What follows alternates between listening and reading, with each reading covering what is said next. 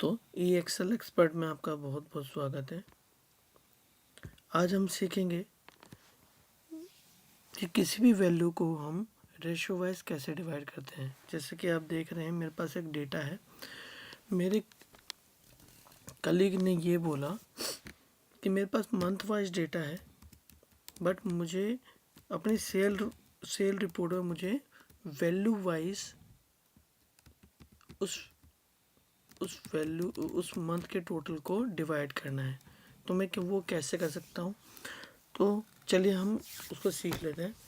सबसे पहले, और उसकी एक कंडीशन और थी कि मुझे वो वैल्यू जितने भी मेरे ऑर्डर, ये मेरे ऑर्डर नंबर है और ये डेट है, ये मंथ है, ये प्रोडक्ट है, क्वांटिटी और वैल्यू, और साथ में इसकी ट्रैकिंग। तो मेरे कलीग का कहना है कि जो भी मेरे ऑर्डर डिलीवर्ड हो गए हैं, ये वैल्यूज़ सिर्फ उन्हीं में रिफ्लेक्ट होनी चाहिए। यानी कि ये सिर्फ डिलीवर की वैल्यू से ही डिवाइड हो। कहने का मतलब ये जो जितनी भी वैल्यूज़ आ रही हैं, यानी कि अप्रैल में, तो अप्रैल में जो डिलीवर वाली सेल है, यानी कि जितने ऑर्डर डिलीवर्ड है उनकी सेल से ही ये वैल्यू डिवाइड हो।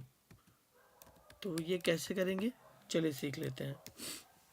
उसके लिए हम लगाएंगे इक्वल टू में कंडीशन देंगे कि इफ़, इसको फ्रीज कर देंगे। हम इसको टोटली डायनेमिक बनाएंगे। उसके लिए हमें इसको डॉलर का साइन लगाना बहुत ज़रूरी है। डॉलर का यूज़ क्या होता है वो मैंने अपनी पिछली वीडियो में बता दिया था। तो और मैं उस वीडियो का लिंक मैं डिस्क्रिप्शन में भी डाल दूंगा, तो प्लीज़ उसको ज़रूर वॉच करें। तो इसी प्रकार हमने इक्वल टू कर दिया। इफ़ कंडीशन लगाएंगे हम, इफ़ अगर यहाँ पे डिलीवर्ड हो तो ये फॉर्मूला काम करे, अदरवाइज या फिर हम ये भी कंडीशन डाल सकते हैं, इक्वल टू को ना यूज़ करके नॉट इक्वल टू कर देंगे। नॉट इक्वल टू का साइन होता है ग्रेटर देन और लेस देन, ठीक है। अगर नॉट इक्वल टू डिलीवर्ड है तो वो ब्लैंक करे। अदरवाइज क्या करेगा, VLOOKUP लगाएगा। VLOOKUP हमें सबसे पहले ये वाली वैल्यू उठा के लेकर आनी है।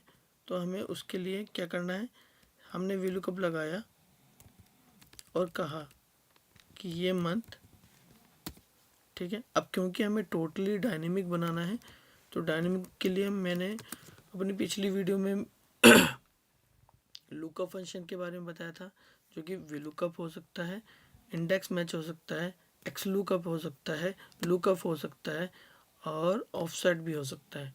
तो इन सारे फॉर्मूलों का लिंक, वीडियो के लिंक मैं डिस्क्रिप्शन पर डाल दूंगा, जिसको भी देखना हो सो प्लीज़ चेक आउट। तो सबसे पहले हमने सारे टेबल को वो कर दिया हमने सिलेक्शन, कॉमा। अब यहाँ पे लगाएंगे मैच के बाद हमने अपनी ये वाली हेडिंग, इस वाली हेडिंग को हमने सिलेक्शन दे दिया और कॉमा लगाएंगे। इसके बाद हम करेंगे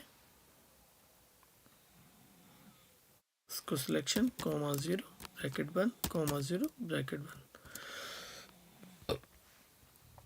अब मैं आपको इसको डिटेल में मैं आपको समझाऊंगा। पहले मैं लगा देता हूँ, उसके बाद में हम डिटेल में इसकी डिस्कशन करेंगे, ओके। अब इनटू करेंगे। इनटू के लिए इनटू क्या करेंगे, हमें क्योंकि ये वैल्यू हमें इसकी सेल से डिवाइड करना है, तो हम क्या करेंगे, सेल को लेंगे, डिवाइड करेंगे। अब डिवाइड किससे करेंगे, हम इस मंथ की टोटल सेल, यानी कि डिलीवर्ड की जो वैल्यू है उससे हम डिवाइड करेंगे उसके। और डिलीवर्ड की वैल्यू को हम कैसे लेकर आ सकते हैं, सम इफ के थ्रू। सम इफ के थ्रू हम क्या करेंगे, सबसे पहले हमें मंथ को सम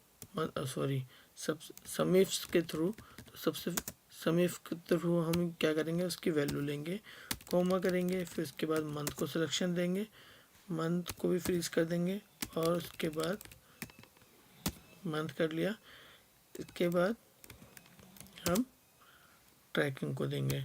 ठीक है, ट्रैकिंग में हम क्या डालेंगे, ट्रैकिंग में हम डालेंगे डिलीवर्ड ओनली। ठीक है,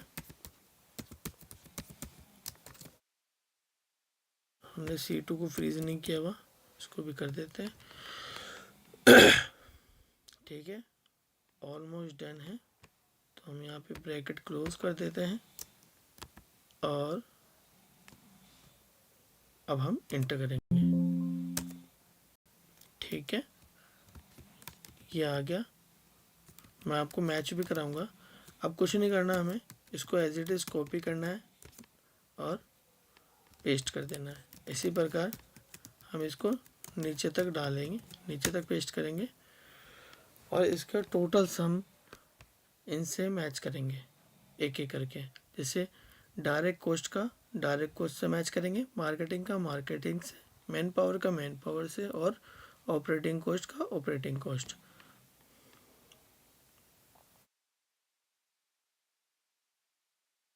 थोड़ा सा बड़ा डेटा है, इसकी वजह से, इसलिए इसमें थोड़ा सा टाइम लग रहा है।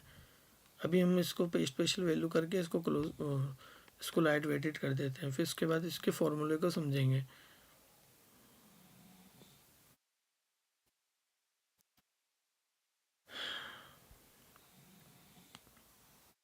चलिए, आ गया, अब ये प्रोसेस हो रहा है, तो वेट करते हैं। तो जो कि ये हो गया है, तो हम इसको पेस्ट स्पेशल वैल्यू कर देंगे, हो गया। अब इसके फॉर्मूले को समझते हैं। तो इसके फॉर्मूले को हमने क्या किया, सबसे पहले हमने इफ़ कंडीशन लगाई, ताकि हम सिर्फ डिलीवर पे ही हम वो फॉर्मूला उसकी वैल्यू लेकर आ पाए।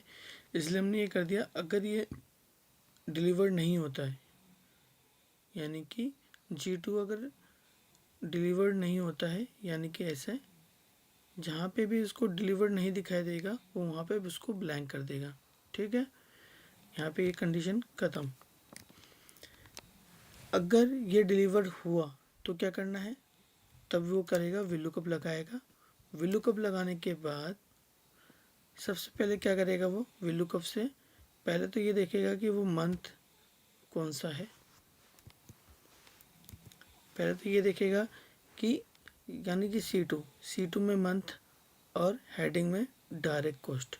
ठीक है, अब ये C2 में क्या करेगा कि चेक करेगा यहाँ पे इस वाले टेबल के अंदर कि यानी कि मंथ में डायरेक्ट कॉस्ट।